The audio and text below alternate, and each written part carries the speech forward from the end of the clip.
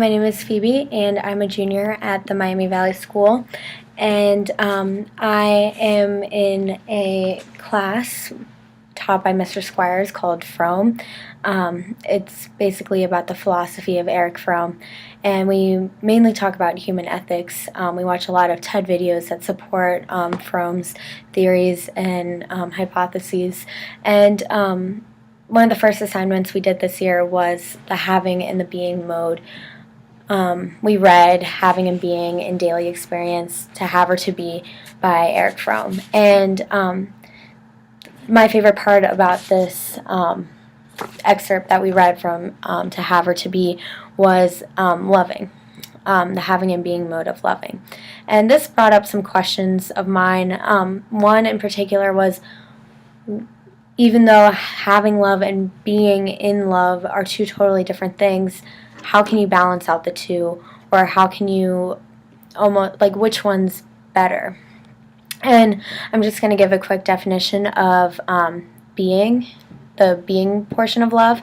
It's knowing, responding, affirming, enjoying the person, the tree, the painting, the idea.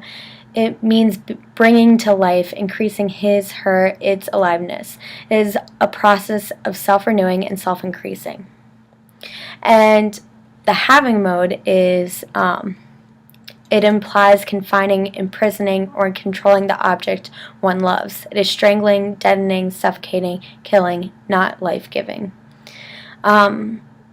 This really stuck out to me because I feel like a lot of relationships now are based off of fear and based off of possession and wanting something that they don't have for themselves. And this just reminds me of a quote by Ayn Rand. It's, "A leash is just a noose with two ends." And it's almost like if you're in the having mode of love, you're really just you're strangling yourself along with bringing the other person down. When Fromm brings up the idea that love is supposed to be life-giving and affirming and inspirational and motivating and just enjoyment rather than suffocating or strangling or possessing. And I feel as though I don't really know many people who are in stable relationships,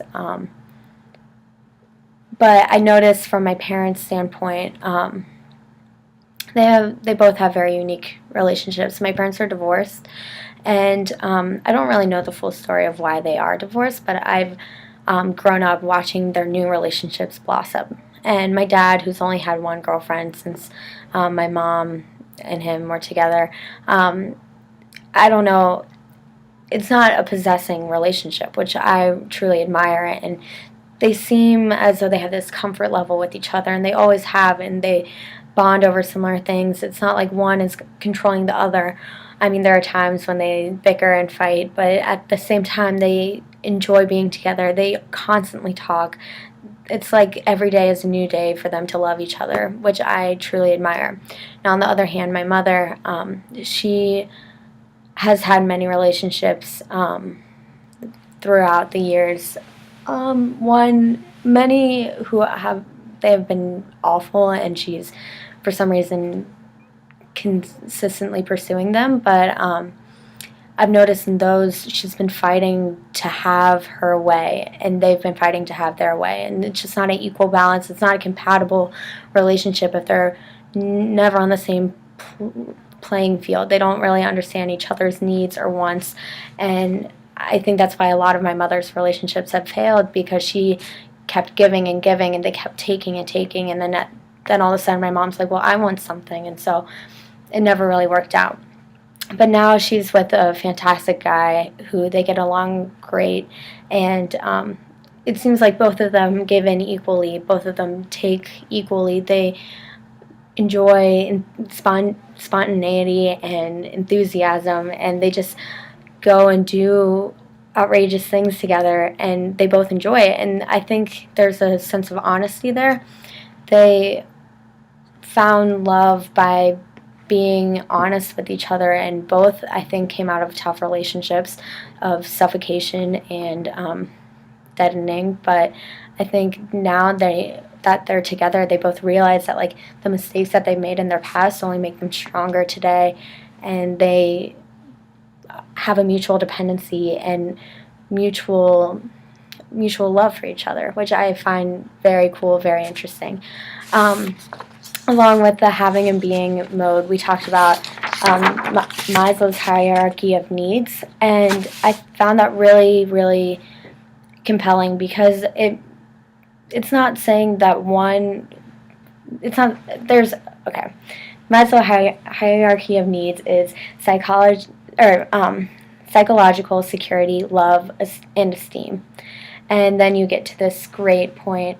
And it's not saying that one's better than the other. It's just saying that there's needs that we have as human beings. And so I think a lot of us are living in the security stage of our life, especially as teens.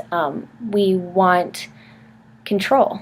And in a life where we have very limited control because our parents are dictating most of the things, our teachers are dictating most of our time, they want control in some aspect of their lives. And so I don't know if it's possible to even be at the next stage of the spectrum, which is love, and that's like the actively seeking and interested and connected and feeling connected with another human being, or not even with your human being, but like your homework, feeling connected with that. It's like we're just doing things to get it done and to say that we've done it.